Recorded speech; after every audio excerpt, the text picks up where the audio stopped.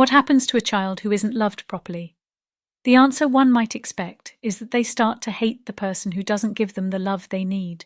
But far from it, the reality is that the child becomes filled with shame, a sense that it's profoundly unworthy, dirty, soiled, sinful, ugly. Embarrassing, the child is unable to redirect the blame outwards. It doesn't ask what's wrong with my parents for not loving me adequately.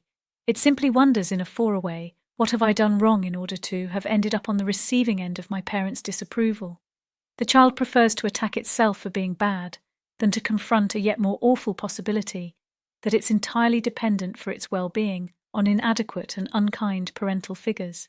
The child searches for explanations for the lack of love it has to endure and comes up with all the wrong answers.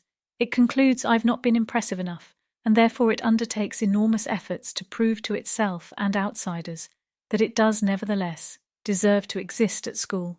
This kind of child might try 7 times as hard as any other to show that it's clever and good, or else a child may go down an antisocial route and graffiti the nearby underpass as a desperate way of giving outward form to a feeling of badness. It's tortured by inside. There is so sadly no way out from the burden of shame available, either by trying to be extremely good or extremely bad.